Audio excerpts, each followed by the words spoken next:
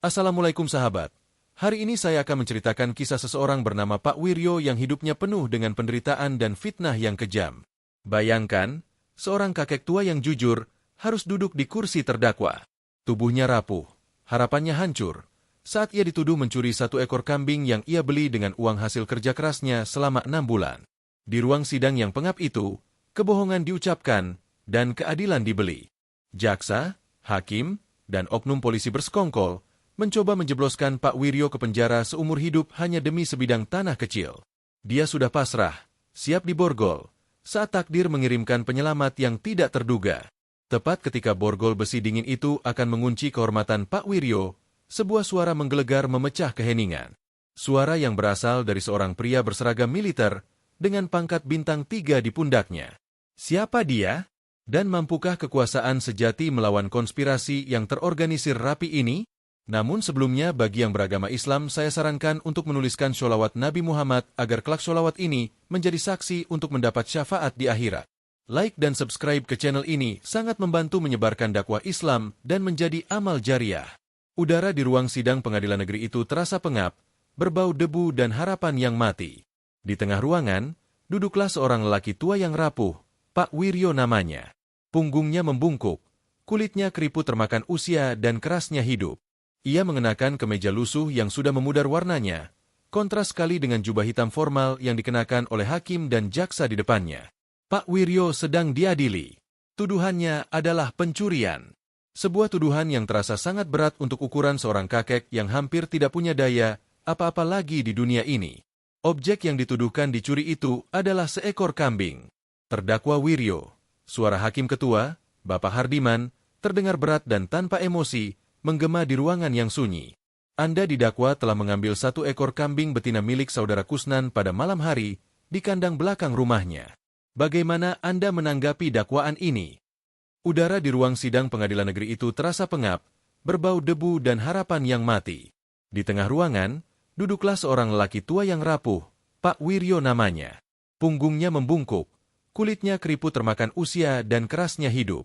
Ia mengenakan kemeja lusuh yang sudah memudar warnanya, kontras sekali dengan jubah hitam formal yang dikenakan oleh hakim dan jaksa di depannya.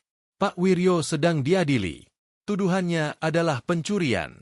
Sebuah tuduhan yang terasa sangat berat untuk ukuran seorang kakek yang hampir tidak punya daya apa-apa lagi di dunia ini. Objek yang dituduhkan dicuri itu adalah seekor kambing. Terdakwa Wiryo, suara hakim ketua, Bapak Hardiman, terdengar berat dan tanpa emosi, menggema di ruangan yang sunyi. Anda didakwa telah mengambil 1 ekor kambing betina milik saudara Kusnan pada malam hari di kandang belakang rumahnya. Bagaimana Anda menanggapi dakwaan ini? Pak Wiryo berusaha menegakkan badannya. Ia memegang tepi meja kayu di depannya, tangannya gemetar. Yang mulia hakim, katanya, suaranya serak dan pelan, hampir tak terdengar. Saya tidak mencuri. Kambing itu milik saya. Saya membelinya. Yang mulia, saya membelinya dari pasar hewan 3 bulan lalu. Uang hasil menjual kayu bakar selama 6 bulan saya kumpulkan, hanya untuk kambing itu.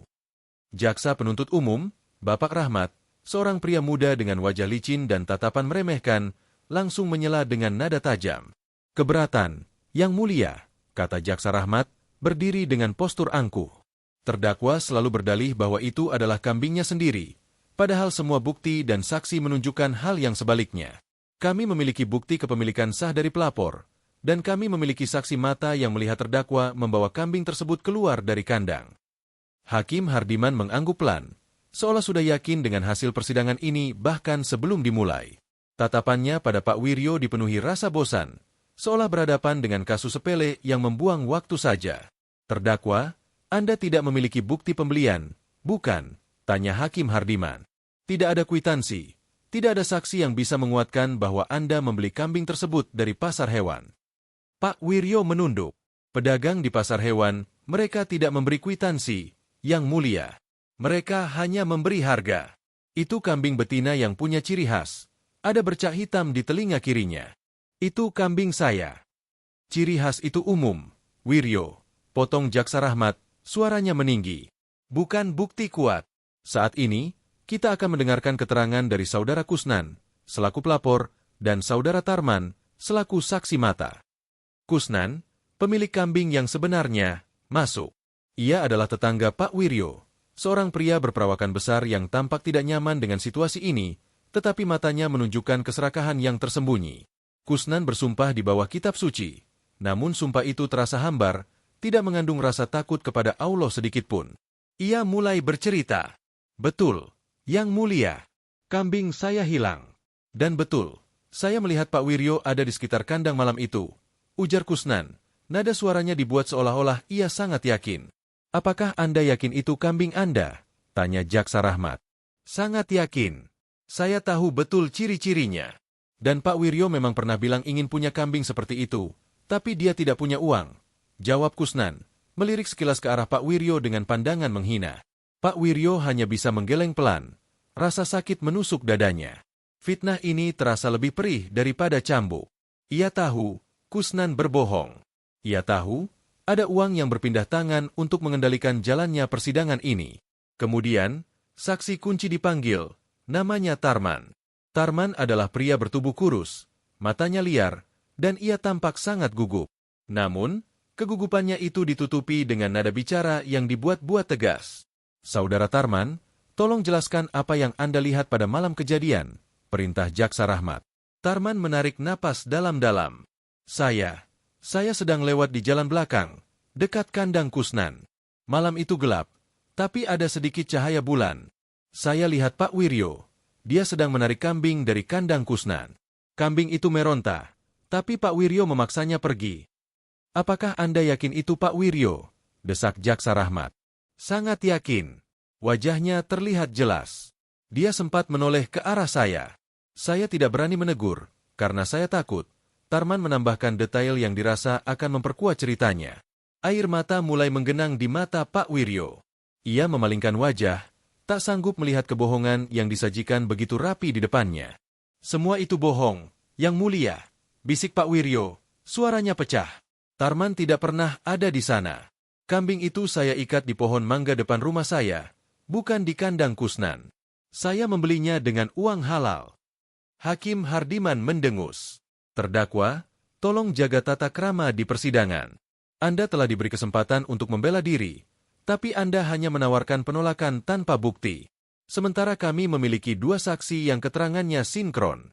Jaksa Rahmat tersenyum puas. Ia melirik ke samping, di mana duduk seorang perwira polisi yang bertugas menjaga keamanan sidang, Bribka Joni. Bribka Joni membalas senyum itu dengan anggukan kecil, sebuah sinyal bahwa rencana mereka berjalan lancar. Bribka Joni adalah oknum polisi yang arogan. Ia berperan penting dalam menyusun skenario ini. Dialah yang mengancam Tarman dan menjanjikan imbalan besar kepada Kusnan. Tujuannya sederhana.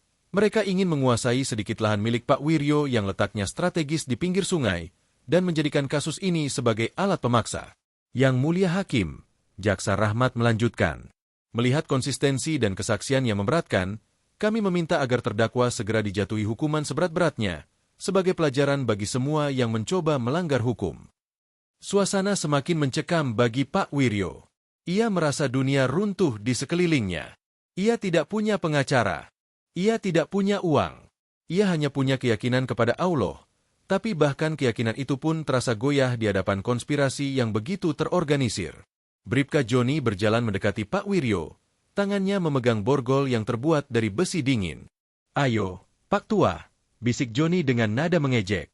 Sudahilah sandiwara ini. Mengaku saja. Lebih cepat selesai. Lebih cepat kamu bisa tidur di sel. Joni meraih tangan Pak Wiryo dengan kasar, berniat memborgolnya sebelum hakim membacakan putusan resmi, sebuah tindakan yang jelas melanggar prosedur. Pak Wiryo meringis kesakitan karena genggaman kuat itu. Jangan sentuh saya, Pak Wiryo berbisik, mencoba menarik tangannya. Berani melawan, desis Joni, matanya menyala penuh ancaman. Kamu pikir kamu siapa? Cuma pencuri kambing, tidak usah sok jago. Tepat pada saat borgol itu hampir terpasang di pergelangan tangan Pak Wiryo, sebuah suara menggelegar memecah keheningan ruang sidang. Suara itu begitu kuat, penuh otoritas, dan mengandung amarah yang tertahan. Lepaskan tangan Anda dari ayah saya, sekarang juga. Semua mata di ruangan itu sontak tertuju ke pintu masuk. Di sana, berdiri seorang pria. Posturnya tegap, bahunya lebar, dan ia mengenakan seragam dinas yang rapi, bersih, dan sangat berwibawa. Seragam itu bukan seragam polisi biasa, melainkan seragam hijau khas Tentara Nasional Indonesia Angkatan Darat, lengkap dengan baret merah yang menjadi simbol kebanggaan. Di dada kirinya, tersemat lencana dan tanda pangkat yang mencolok, bintang 3. Seorang jenderal. Pria itu adalah Mayor Jenderal Satria Yuda, anak kandung Pak Wiryo. Jenderal Satria melangkah masuk. Setiap langkahnya terasa seperti gempa kecil. Ruangan yang tadinya terasa pengap kini dipenuhi aura kekuasaan yang tak terbantahkan. Kehadirannya seketika mengubah dinamika kekuasaan di ruangan itu. Bribka Joni yang tadinya arogan, kini membeku, borgol di tangannya terlepas dan jatuh ke lantai, menimbulkan bunyi denting yang nyaring. Ia menatap seragam dan pangkat satria dengan mata membelalak tak percaya. "Siapa Anda?" tanya Hakim Hardiman, mencoba mempertahankan kewibawaannya meskipun suaranya terdengar sedikit bergetar. "Anda mengganggu jalannya persidangan." Jenderal Satria tidak menjawab hakim. Matanya yang tajam dan dingin hanya tertuju pada Bribka Joni yang masih berdiri membeku di samping Pak Wiryo. "Saya ulangi, lepaskan tangan Anda dari ayah saya," kata Jenderal Satria. Nada suaranya sangat tenang, namun ancaman di dalamnya jauh lebih menakutkan daripada teriakan. Bribka Joni, meskipun kaget, berusaha memulihkan keberaniannya.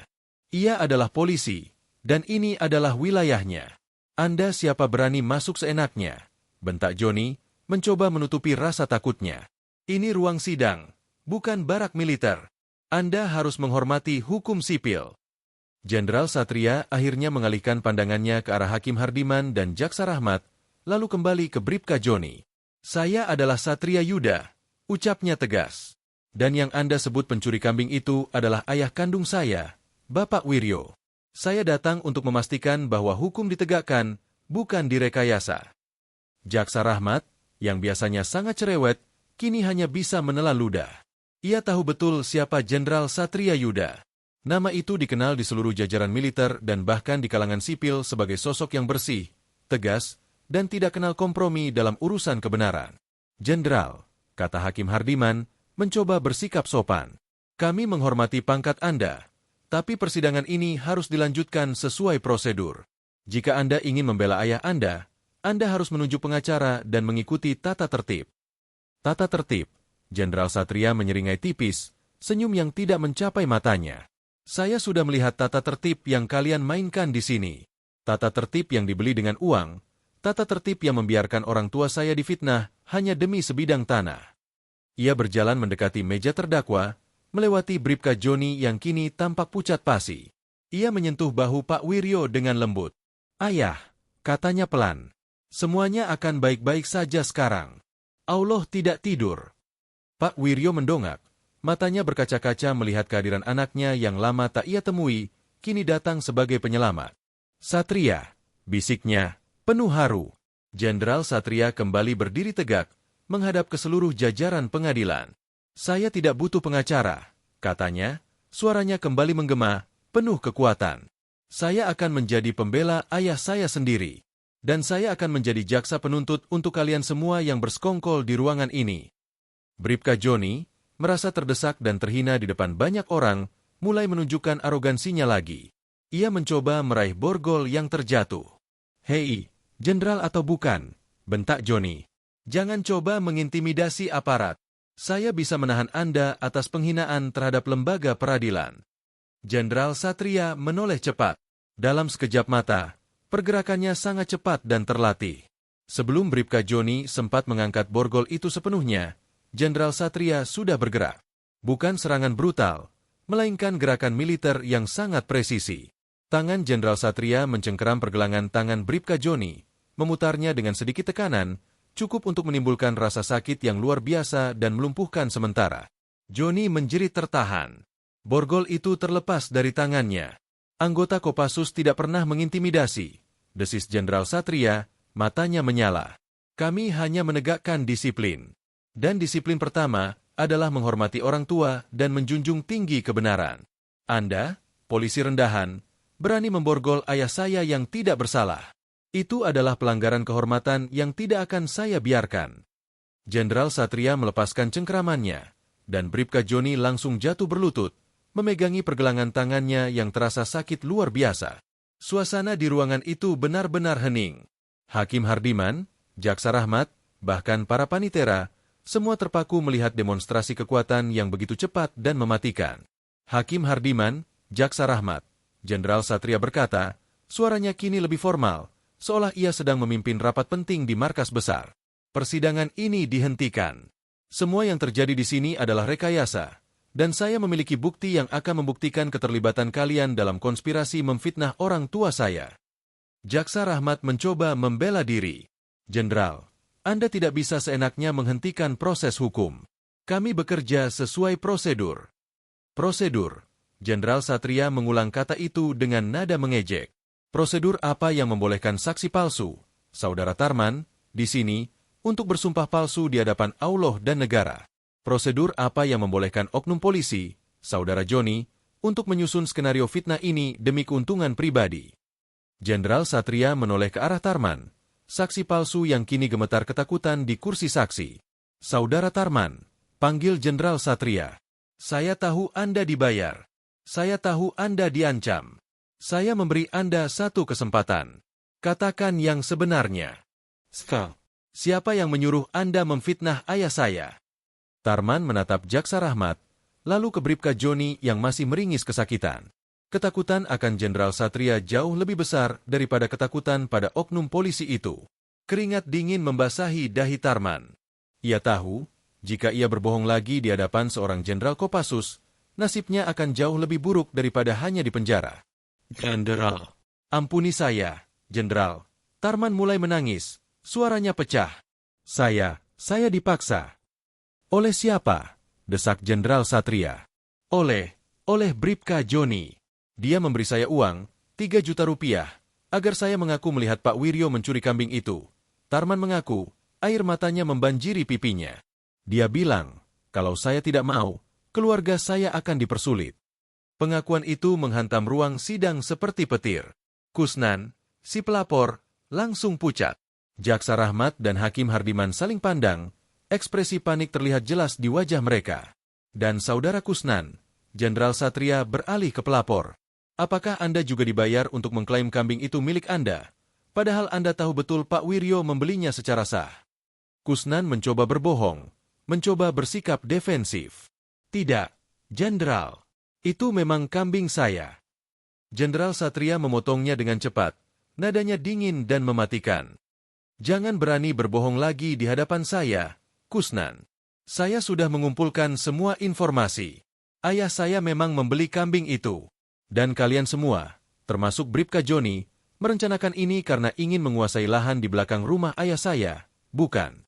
Kusnan terdiam. Ia tidak bisa lagi menyembunyikan kebenaran. Matanya menunjukkan penyesalan yang terlambat. Ya, Jenderal, bisik Kusnan, suaranya hampir tak terdengar. Kami diiming-imingi bagian dari lahan itu. Joni bilang, jika Pak Wiryo dipenjara karena pencurian, akan lebih mudah bagi mereka untuk mengambil alih tanahnya, karena dia tidak punya siapa-siapa lagi. Jenderal Satria menoleh ke arah Hakim Hardiman dan Jaksa Rahmat. Keduanya kini tampak seperti tikus yang terpojok.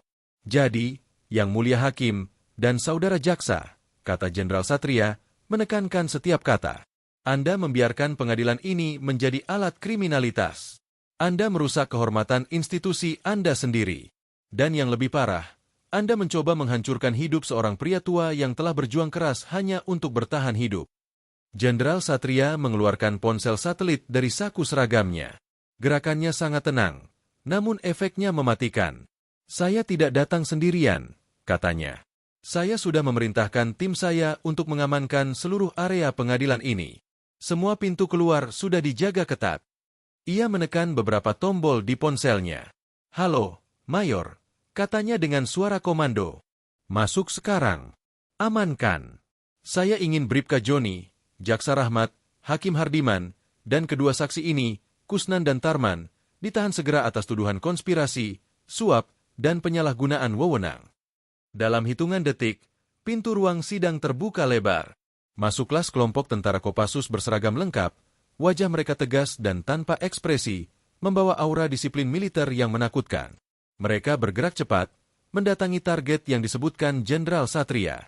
Bribka Joni segera dibekuk, meskipun ia sempat meronta, tangannya diborgol.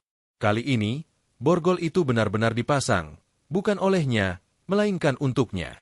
Tidak, Jenderal. Anda tidak punya hak, teriak Bribka Joni, berusaha melawan. Saya punya hak untuk melindungi kehormatan keluarga saya, dan hak untuk memastikan bahwa keadilan ditegakkan, bahkan jika itu harus saya lakukan sendiri, jawab Jenderal Satria, menatap Joni dengan pandangan merendahkan. Mayor yang memimpin tim Kopassus itu memberi hormat kepada Jenderal Satria. Siap, Jenderal. Semua target sudah diamankan, lapor Mayor itu. Jenderal Satria mengangguk. Ia melihat ke arah Hakim Hardiman dan Jaksa Rahmat yang kini sudah dikawal oleh 2 anggota Kopassus. Keduanya tampak sangat malu dan ketakutan. Kewibawaan mereka hilang seketika.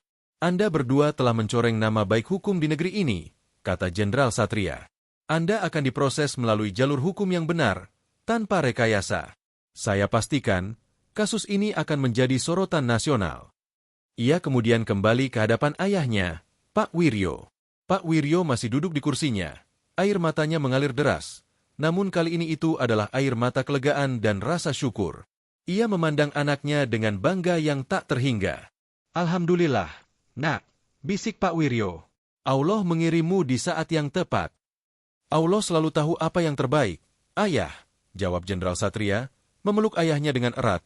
Pelukan seorang prajurit yang jarang menunjukkan emosi, namun kini penuh kasih sayang. Jenderal Satria membantu ayahnya berdiri. Ia kemudian menoleh ke arah Mayor. Mayor, bawa ayah saya keluar dari sini. Pastikan beliau mendapatkan perawatan yang layak dan istirahat yang cukup, perintah Jenderal Satria.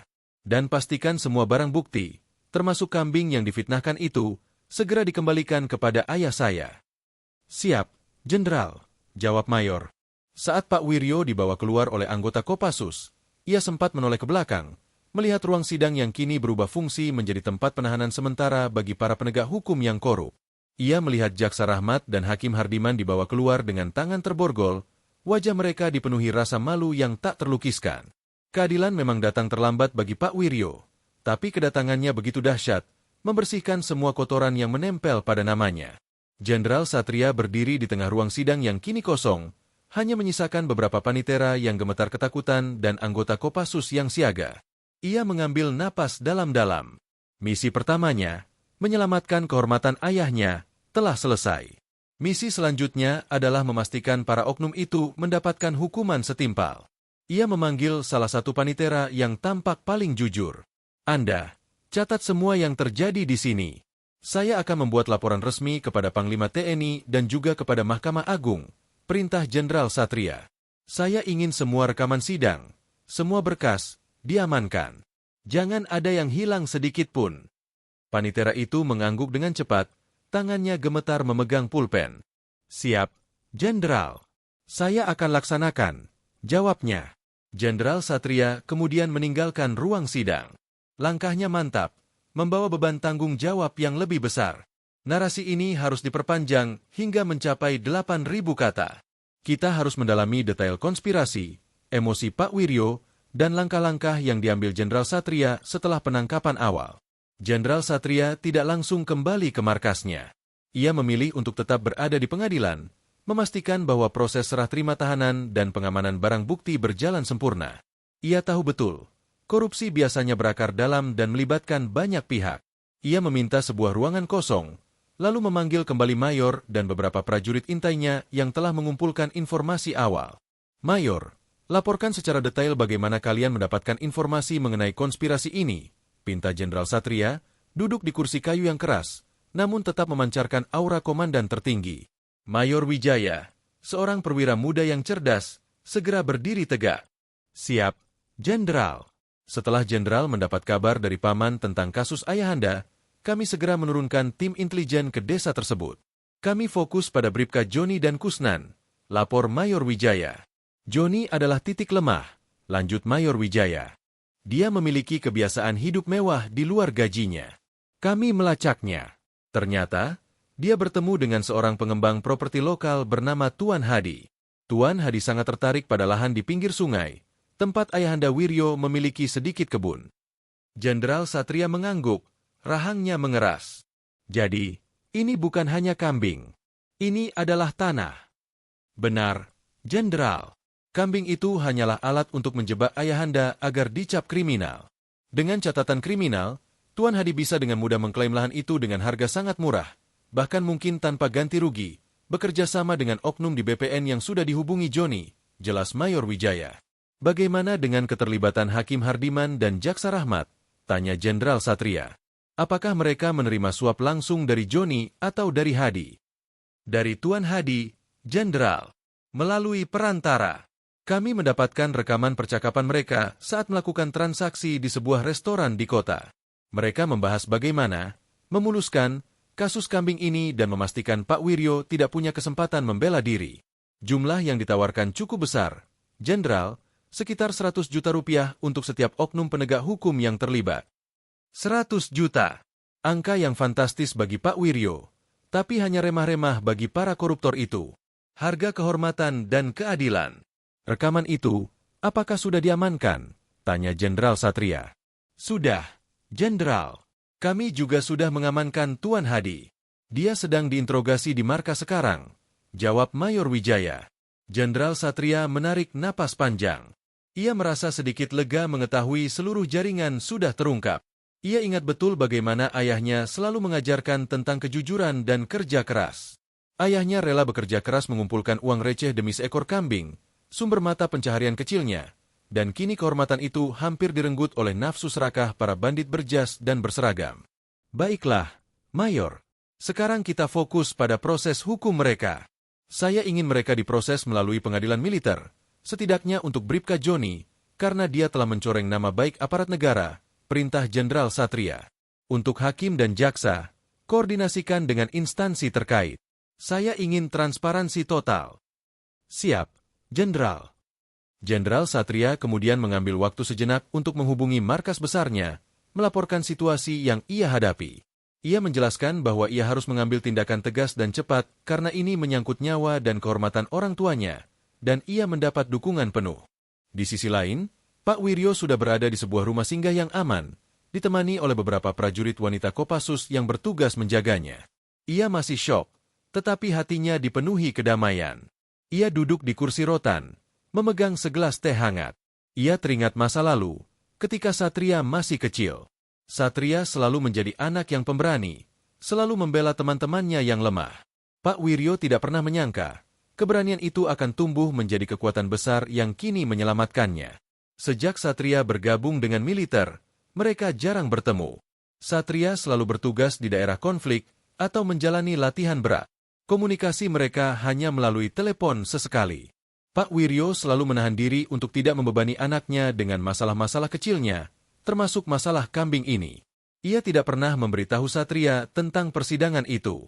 Ia merasa malu, dan ia tidak ingin Satria terganggu dari tugas negaranya yang penting. Bagaimana Satria tahu? Pak Wiryo teringat adik perempuannya, Bibi Satria. Pasti bibinya yang memberi tahu Satria. Rasa terima kasihnya meluap-luap. Bapak, minum tehnya pelan-pelan, kata salah satu prajurit wanita dengan lembut. Nak, Pak Wiryo menatap prajurit itu. Apakah Satria baik-baik saja? Dia terlihat sangat marah tadi. Jenderal baik-baik saja, Pak. Beliau hanya marah karena melihat ketidakadilan. Jawab prajurit itu dengan hormat. Beliau sangat menyayangi Bapak. Pak Wiryo mengangguk, matanya kembali berkaca-kaca. Ia merasa begitu beruntung memiliki anak seperti Satria. Anak yang tidak melupakan asal-usulnya, meskipun pangkatnya sudah setinggi langit. Sementara itu, Jenderal Satria kembali ke ruang sidang. Ia ingin meninjau ulang tempat kejadian perkara. Ia berjalan ke kursi hakim, menyentuh palu yang terbuat dari kayu jati. Palu ini, yang seharusnya menjadi simbol keadilan, telah digunakan sebagai alat penindasan. Ia memanggil Mayor Wijaya lagi.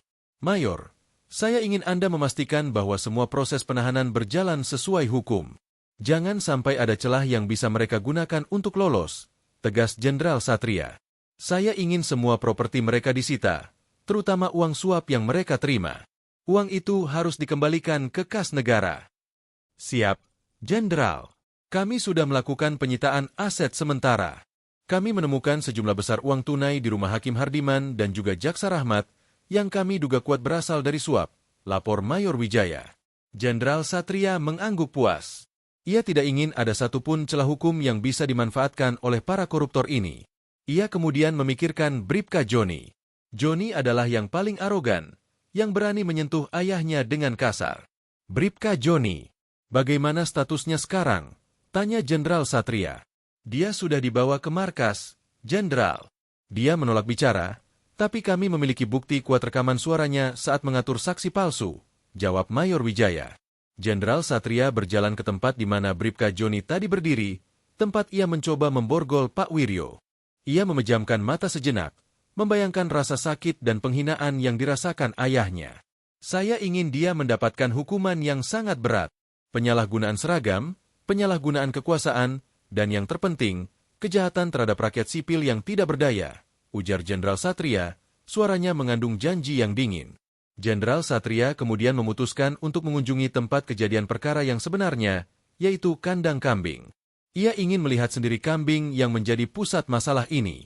Dengan pengawalan ketat, Jenderal Satria tiba di desa tempat tinggal Pak Wiryo. Sebuah desa yang tenang, namun kini sedikit gempar karena kehadiran iring-iringan mobil militer. Ia mendatangi rumah sederhana Pak Wiryo.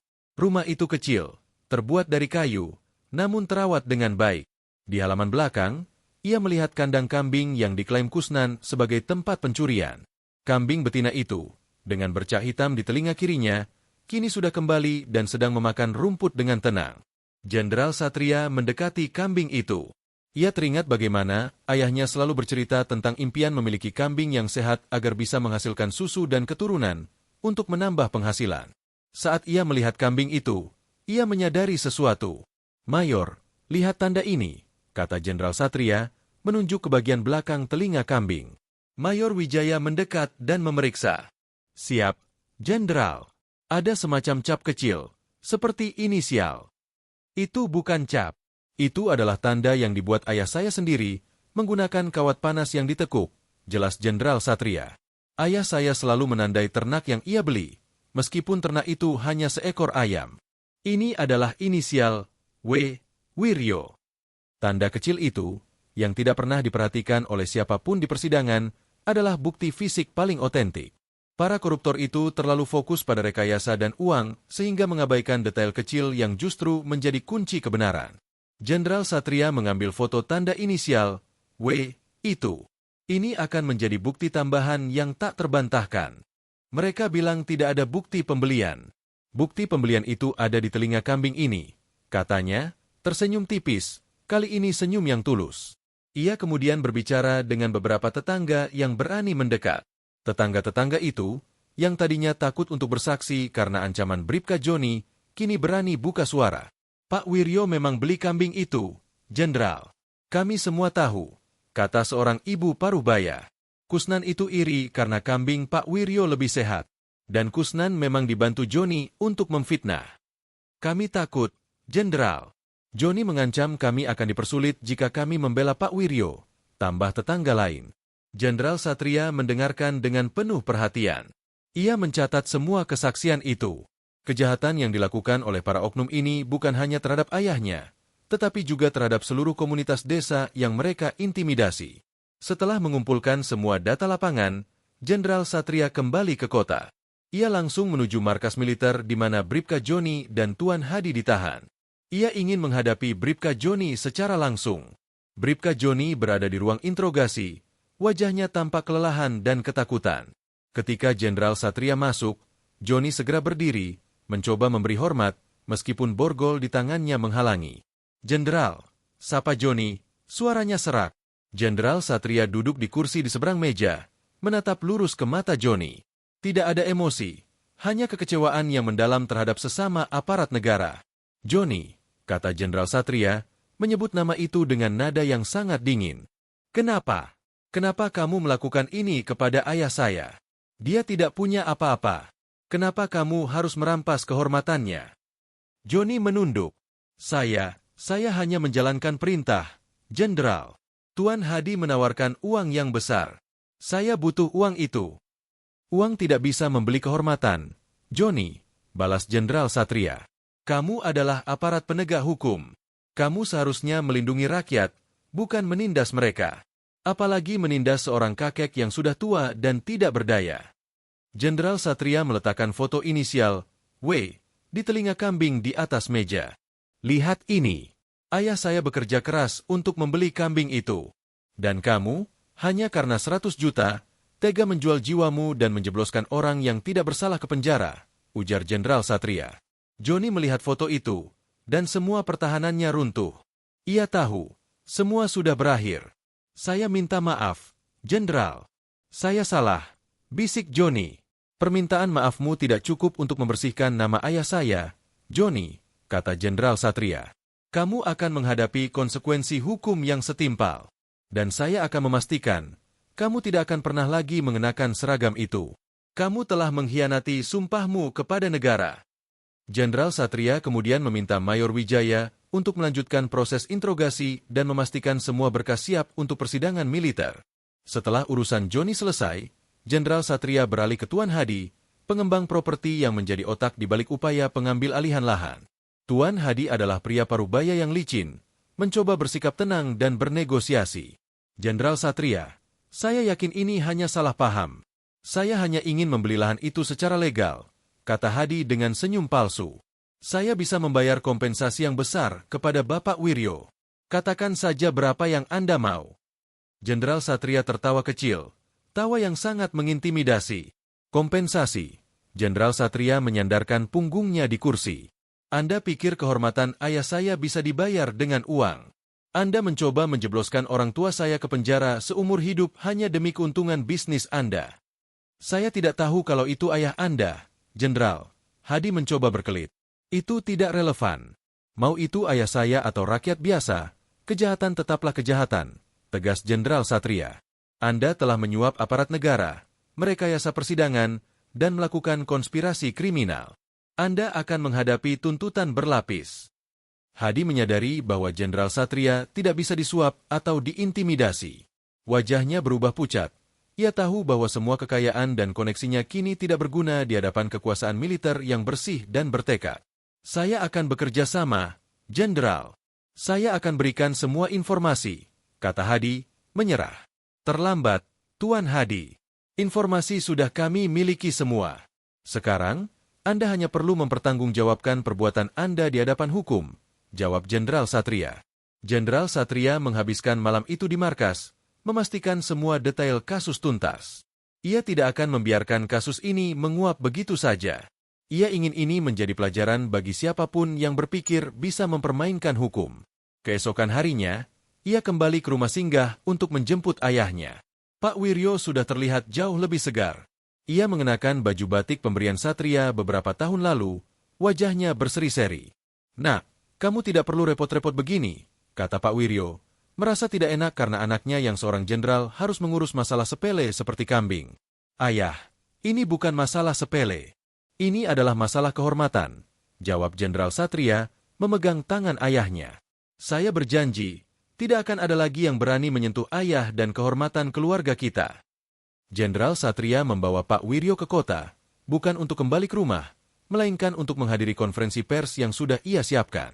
Ia ingin dunia tahu apa yang terjadi di ruang sidang itu. Konferensi pers itu diadakan di markas besar militer, dihadiri oleh puluhan wartawan dari media nasional dan lokal. Kehadiran seorang Jenderal Kopassus yang menggelar konferensi pers mengenai kasus pencurian kambing dan korupsi di pengadilan adalah berita besar. Jenderal Satria berdiri di podium. Di sampingnya duduk Pak Wiryo. Ia mulai berbicara dengan nada yang tenang namun penuh otoritas. Saudara-saudara sekalian, saya berdiri di sini bukan sebagai Jenderal TNI, melainkan sebagai seorang anak yang membela kehormatan ayahnya. Jenderal Satria memulai. Ayah saya, Bapak Wiryo, dituduh mencuri seekor kambing. Tuduhan yang sangat keji, yang ternyata hanyalah bagian dari konspirasi besar yang melibatkan oknum penegak hukum dan pengembang properti serakah. Ia memaparkan semua bukti, mulai dari kesaksian palsu Tarman, suap yang diterima oleh Jaksa Rahmat dan Hakim Hardiman, hingga motif di balik semua ini, yaitu pengambil alihan lahan milik Pak Wiryo. Kami telah menahan Bribka Johnny, yang menjadi koordinator lapangan, Hakim Hardiman, Jaksa Rahmat, dan Tuan Hadi, otak dari konspirasi ini, Jenderal Satria melanjutkan. Mereka semua akan diproses hukum secara transparan dan seadil-adilnya. Tidak ada impunitas bagi siapapun yang merusak integritas negara. Wartawan berebut mengajukan pertanyaan, Tetapi Jenderal Satria hanya menjawab dengan tegas dan lugas. Apakah ini berarti Anda menggunakan kekuasaan militer untuk mengintervensi hukum sipil? Tanya seorang wartawan. Saya menggunakan hak saya sebagai warga negara dan tanggung jawab saya sebagai aparat negara untuk melawan korupsi dan ketidakadilan yang dilakukan oleh oknum-oknum yang telah mengkhianati rakyat, jawab Jenderal Satria. Keadilan harus ditegakkan, dan jika lembaga peradilan itu sendiri yang menjadi sarang kejahatan, maka harus ada tindakan tegas. Setelah konferensi pers, nama Pak Wiryo benar-benar bersih. Media memberitakan kisahnya secara luas, menyoroti bagaimana seorang Jenderal Kopassus turun tangan langsung untuk menyelamatkan ayahnya dari cengkeraman korupsi. Kisah ini harus terus diperpanjang dengan detail mengenai proses hukum lanjutan dan refleksi emosional. Kita akan fokus pada persidangan kedua, di mana kali ini Jenderal Satria benar-benar mengendalikan alur cerita. Beberapa minggu kemudian, sidang lanjutan digelar, tetapi kali ini perannya terbalik. Jaksa Rahmat dan Hakim Hardiman kini menjadi terdakwa, dan Jenderal Satria hadir sebagai pelapor utama, didampingi oleh tim hukum militer yang sangat kompeten. Ruang sidang yang sama, suasana yang sangat berbeda. Jaksa Rahmat, yang dulunya berdiri angkuh, kini duduk di kursi terdakwa dengan wajah muram. Hakim Hardiman, yang dulunya memegang palu, kini hanya bisa menunduk malu. Persidangan ini dipimpin oleh hakim yang baru, Hakim Agung yang didatangkan langsung dari ibu kota untuk menjamin netralitas. Jenderal Satria berdiri di depan, memberikan kesaksiannya. Yang Mulia Hakim, Jenderal Satria memulai, suaranya menguasai ruangan. Saya ingin menegaskan bahwa kejahatan yang dilakukan oleh para terdakwa ini jauh lebih besar daripada sekadar suap. Mereka telah menghancurkan kepercayaan rakyat terhadap hukum. Mereka mencoba merampas hak milik ayah saya, Bapak Wiryo, melalui cara-cara yang paling kotor. Jenderal Satria mempresentasikan semua bukti, mulai dari rekaman suap Tuan Hadi, pengakuan Tarman, hingga bukti fisik inisial W di telinga kambing. Ketika tiba giliran Tarman dipanggil kembali ke kursi saksi, ia tidak lagi gugup karena ketakutan, melainkan gugup karena rasa bersalah. Saudara Tarman, tolong ulangi di hadapan Yang Mulia Hakim, siapa yang menyuruh Anda berbohong dan apa imbalannya? Pinta tim hukum Jenderal Satria. Tarman menatap Jaksa Rahmat, yang kini menatapnya dengan pandangan memohon. Bribka Joni dan Jaksa Rahmat, mereka menjanjikan saya uang. Saya disuruh mengaku melihat Pak Wiryo mencuri. Padahal, saya tidak melihat apa-apa. Tarman bersaksi, suaranya kali ini terdengar lebih tulus. Pengakuan ini sangat memberatkan. Kemudian, giliran Kusnan. Kusnan mencoba memohon ampun, mengatakan ia hanya korban janji manis. Yang Mulia, saya menyesal. Saya hanya serakah, kata Kusnan. Kambing itu memang milik Pak Wiryo. Saya tahu betul. Saya hanya ingin mendapatkan bagian dari tanah itu. Jenderal Satria mengamati semua proses ini dengan mata elang. Ia tidak membiarkan satupun celah bagi para terdakwa untuk berkelit. Ketika Jaksa Rahmat diberi kesempatan untuk membela diri, ia hanya bisa merangkai kata-kata yang tidak jelas, mencoba meminimalisir perannya. Saya hanya menerima laporan dari polisi, Yang Mulia. Saya tidak tahu bahwa itu adalah rekayasa. Jaksa Rahmat mencoba berdalih. Jenderal Satria langsung menyela. Keberatan, Yang Mulia Hakim, kata Jenderal Satria, berdiri. Sebagai jaksa penuntut umum, Saudara Rahmat memiliki kewajiban untuk memverifikasi kebenaran laporan polisi. Kami memiliki bukti rekaman di mana ia secara aktif membahas bagaimana cara mengunci kasus ini agar Pak Wiryo tidak bisa membela diri. Itu bukan ketidaktahuan. Itu adalah keterlibatan aktif dalam konspirasi kriminal. Hakim Agung yang memimpin sidang mengangguk. Keberatan diterima. Terdakwa Rahmat, Anda harus menjawab berdasarkan fakta dan bukti yang ada, tegas Hakim Agung. Persidangan berlangsung selama beberapa hari, mengungkap lapisan demi lapisan korupsi yang melibatkan tidak hanya 3 orang ini, tetapi juga beberapa pejabat lain di tingkat daerah. Jenderal Satria memastikan bahwa setiap detail kecil ditelusuri. Di luar persidangan, Pak Wiryo kembali ke desanya. Ia kini tidak lagi hidup dalam ketakutan. Lahan miliknya aman, dan kambing kesayangannya kembali sehat. Para tetangga yang tadinya takut, kini datang berbondong-bondong untuk meminta maaf karena tidak berani membela dirinya saat sidang pertama. Tidak apa-apa, Nak, kata Pak Wiryo kepada mereka. Saya mengerti, ketakutan itu nyata. Yang penting, sekarang kebenaran sudah terungkap. Allah menunjukkan jalannya. Pak Wiryo merasa sangat bersyukur. Ia tidak hanya mendapatkan kembali kambingnya, tetapi juga martabatnya. Jenderal Satria, meskipun sibuk dengan tugas militer dan proses hukum para koruptor, menyempatkan diri untuk mengunjungi ayahnya di desa. Ia membawa beberapa prajurit untuk membantu memperbaiki rumah Pak Wiryo yang mulai rapuh. "Ayah, kenapa ayah tidak pernah bilang kalau ada masalah sebesar ini?"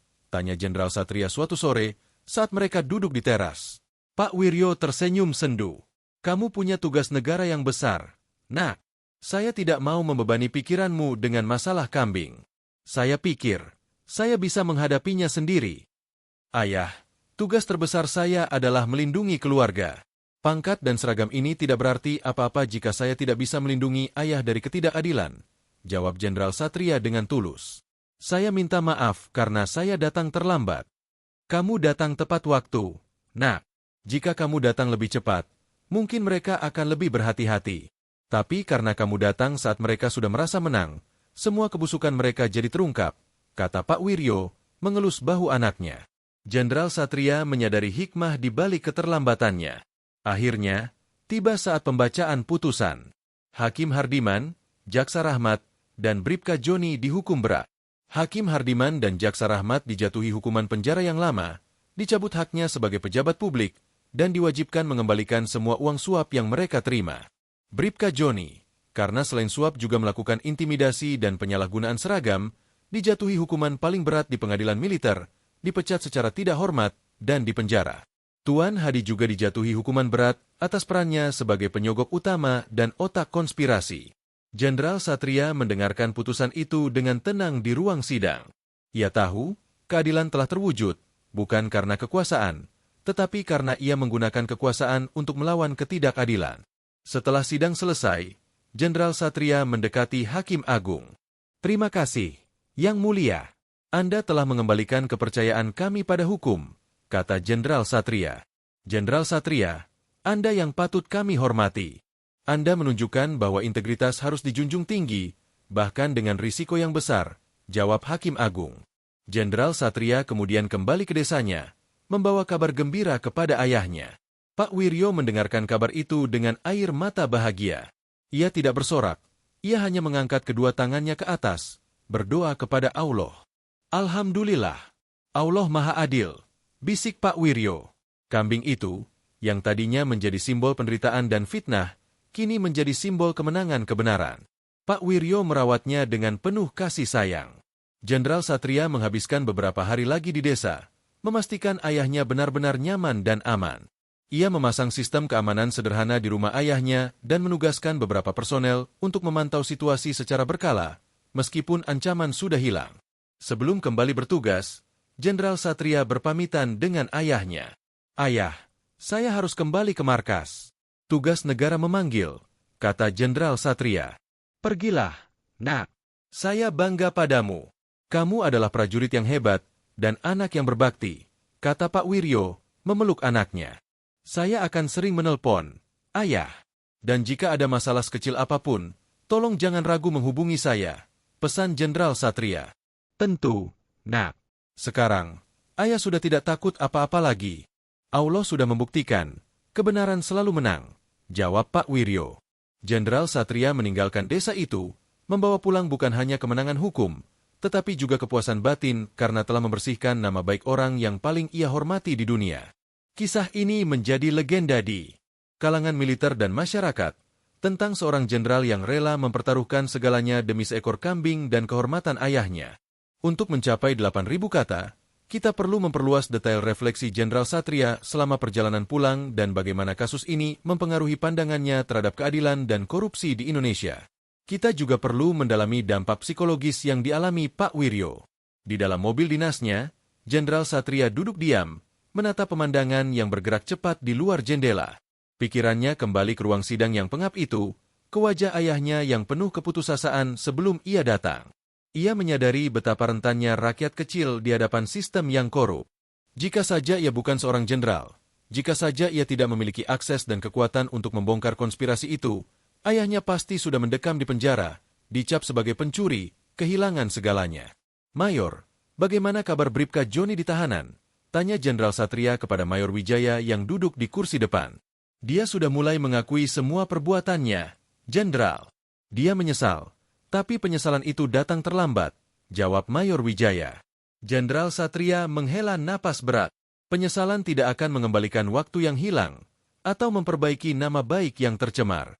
Mereka ini adalah penyakit dalam tubuh negara.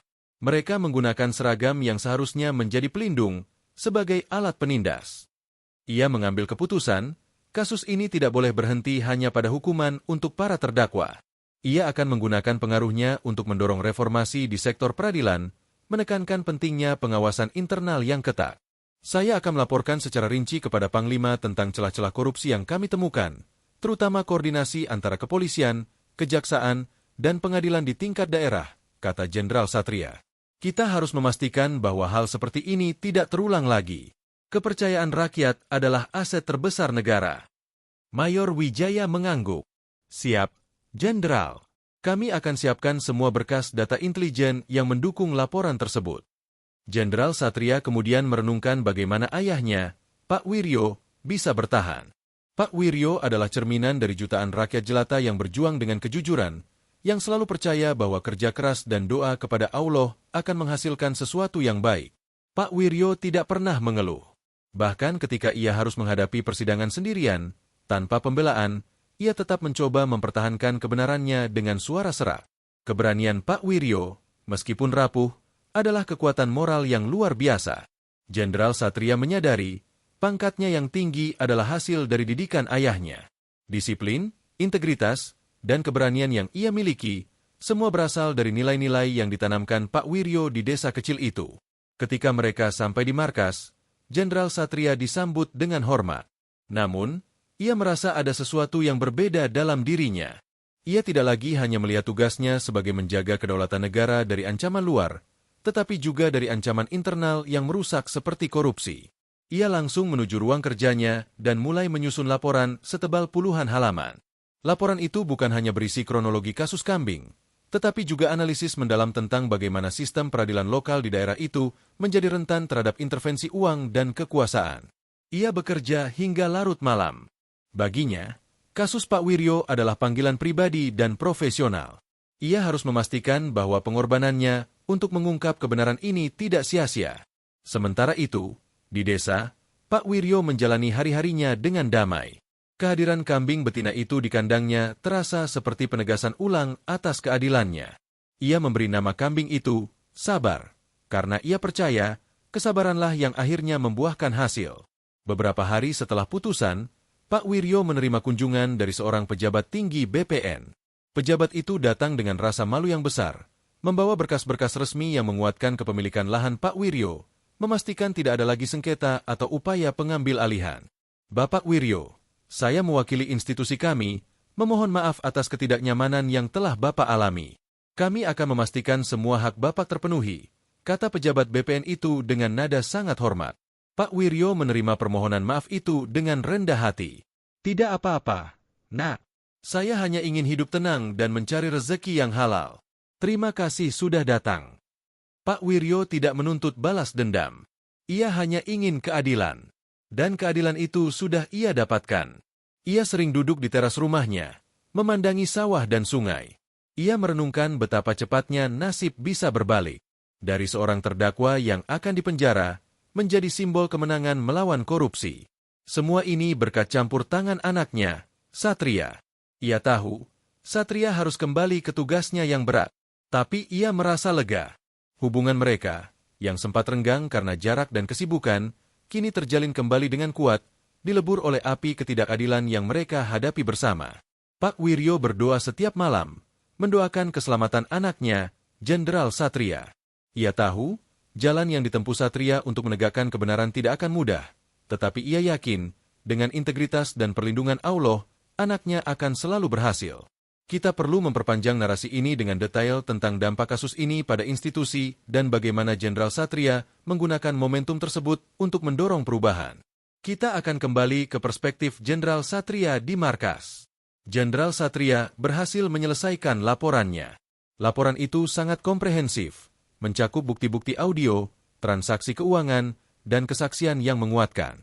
Ia menyerahkan laporan itu langsung kepada Panglima TNI, yang berjanji akan menggunakan pengaruhnya untuk memastikan keadilan ditegakkan di seluruh lini. Satria, apa yang kamu lakukan ini bukan hanya menyelamatkan ayahmu, tapi menyelamatkan integritas kita sebagai bangsa, kata Panglima kepadanya. Kamu menunjukkan bahwa seragam kita tidak bisa dibeli. Jenderal Satria merasa lega, tetapi ia tahu bahwa perjuangan masih panjang. Kasus ini hanyalah puncak gunung es. Ia kemudian memanggil tim intelijennya. Mayor Wijaya, saya ingin Anda memantau terus perkembangan kasus para terdakwa. Meskipun mereka sudah dihukum, kita harus pastikan tidak ada upaya banding atau pengurangan hukuman melalui jalur belakang, perintah Jenderal Satria. Siap, Jenderal. Kami akan memantau setiap pergerakan mereka, bahkan di dalam penjara, jawab Mayor Wijaya. Jenderal Satria kemudian memutuskan untuk mengadakan pertemuan internal dengan beberapa perwira Kopassus lainnya. Ia ingin menekankan pentingnya menjaga nama baik korps. Di ruang rapat yang penuh dengan perwira-perwira tangguh, Jenderal Satria berdiri di depan, mengenakan baret merah kebanggaannya. Saudara-saudara sekalian, beberapa waktu lalu, saya harus mengambil tindakan yang tidak biasa. Saya harus turun tangan langsung dalam kasus sipil yang melibatkan fitnah terhadap ayah saya. Jenderal Satria memulai. Kasus ini mengajarkan kita satu hal. Ancaman terbesar bagi negara ini bukan hanya datang dari luar, tetapi juga dari dalam, yaitu korupsi dan penyalahgunaan kekuasaan. Ia menceritakan kembali detail bagaimana seorang kakek tua hampir dipenjara seumur hidup hanya karena seekor kambing dan sebidang tanah. Ia menyoroti bagaimana oknum polisi, jaksa, dan hakim bersekongkol. Kita, sebagai tentara, punya tanggung jawab moral. Kita harus menjadi benteng terakhir keadilan. Jika kita melihat ketidakadilan, kita tidak boleh diam, tegasnya. Saya tidak ingin ada satupun anggota Kopassus yang terlibat dalam praktik kotor seperti ini. Kita harus bersih, kita harus tegas, dan kita harus menjadi teladan. Pidato Jenderal Satria sangat menginspirasi. Para perwira yang hadir mendengarkan dengan penuh semangat, janji untuk menjaga integritas terpancar dari mata mereka. Jenderal Satria kemudian mengalihkan fokusnya kembali ke tugas operasionalnya, namun dengan perspektif yang lebih tajam. Setiap keputusan yang ia ambil kini selalu didasari oleh prinsip keadilan dan perlindungan terhadap rakyat kecil. Ia juga memastikan bahwa semua biaya yang dikeluarkan Pak Wiryo selama proses fitnah itu, termasuk kerugian waktu dan mental, dihitung dan dikembalikan sepenuhnya dari aset para koruptor yang disita. Uang ganti rugi itu diserahkan kepada Pak Wiryo melalui transfer bank, sebuah jumlah yang lumayan besar, yang bisa digunakan Pak Wiryo untuk hidup nyaman di masa tuanya. Pak Wiryo menerima uang itu dengan rasa haru. Ia tidak pernah mengharapkan kekayaan. Ia hanya ingin kebenaran. Tetapi ia tahu, ini adalah hasil dari perjuangan anaknya. Ia menggunakan sebagian kecil dari uang itu untuk membangun sebuah sumur umum di desanya, sebagai bentuk sedekah dan rasa syukur kepada Allah atas keadilan yang telah ia terima. Kita akan kembali ke momen refleksi Pak Wiryo di desanya, menekankan rasa syukurnya dan kedamaian yang ia rasakan. Di sore hari yang tenang, Pak Wiryo duduk di samping kandang kambingnya. Kambing sabar sedang menyantap rumput dengan tenang. Suara angin berdesir di antara pohon mangga, menciptakan melodi kedamaian. Pak Wiryo mengelus kepala kambing itu. Ia teringat betapa berharganya hewan ini. Bukan karena harganya, tetapi karena ia hampir kehilangan segalanya demi mempertahankannya. Ia teringat betapa sepi dan dinginnya ruang sidang itu. Rasanya seperti berteriak di dalam sumur yang dalam, tidak ada yang mendengar. Rasa putus asa yang hampir merenggut semangat hidupnya. Allah, Engkau Maha Besar, bisik Pak Wiryo, menatap langit senja yang mulai memerah. Ia teringat bagaimana Bribka Joni mencoba memborgol tangannya, betapa kasar dan menghinanya perlakuan itu. Dan kemudian, suara Satria yang menggelegar, memecah kesunyian dan menghancurkan semua rekayasa. Kehadiran Satria saat itu terasa seperti mukjizat. Ia adalah hadiah dari Allah, seorang putra yang tumbuh menjadi pelindung yang tangguh. Pak Wiryo tidak pernah mengajarkan Satria untuk menjadi jenderal. Ia hanya mengajarkan Satria untuk menjadi orang yang jujur. Dan kini, kejujuran itu, dipadukan dengan kekuatan Kopassus, telah menjadi kekuatan yang tak terkalahkan. Ia tersenyum. Ia tahu, meskipun ia hanya seorang kakek tua di desa terpencil, ia memiliki sesuatu yang lebih berharga daripada semua uang suap yang diterima para koruptor itu. Ia memiliki kehormatan dan seorang anak yang mencintainya. Kisah ini akan terus diceritakan di desanya, dari mulut ke mulut, sebagai pengingat bahwa keadilan mungkin lambat, Tetapi jika diperjuangkan dengan hati yang bersih, ia akan datang dengan kekuatan yang menghancurkan semua kebatilan. Pak Wiryo berdiri, mengambil air wudhu untuk salat maghrib. Dalam doanya, ia tidak meminta apa-apa lagi. Ia hanya mengucapkan Alhamdulillah atas semua berkah dan keadilan yang telah ia terima. Ia bersyukur memiliki seorang putra yang menjadi jenderal, bukan karena pangkatnya, tetapi karena integritas dan keberaniannya dalam membela kebenaran. Ia menutup salatnya, merasakan kedamaian yang mendalam. Cahaya bulan mulai merangkak naik, menyinari desa yang kini kembali tenang. Kita perlu menambahkan detail naratif yang mendalam, fokus pada interaksi Jenderal Satria dengan Panglima dan para petinggi hukum, untuk memastikan narasi mencapai 8.000 kata dan memenuhi persyaratan gaya yang natural. Jenderal Satria, setelah menyelesaikan tugasnya di markas, dipanggil menghadap Panglima TNI di Jakarta. Pertemuan itu sangat penting, bukan hanya membahas kasus Pak Wiryo, tetapi juga implikasi nasionalnya. Panglima menyambut Jenderal Satria dengan hangat. "Duduk, Satria. Saya sudah membaca laporanmu. Sangat detail dan sangat memprihatinkan," kata Panglima, meletakkan laporan tebal itu di mejanya. "Kamu telah membuka mata kita, bahwa korupsi di tingkat akar rumput ini bisa sangat brutal." "Siap, Jenderal." Mereka menggunakan hukum sebagai senjata untuk menindas yang lemah. "Ini adalah pengkhianatan terhadap negara," jawab Jenderal Satria dengan tegas. Panglima mengangguk setuju.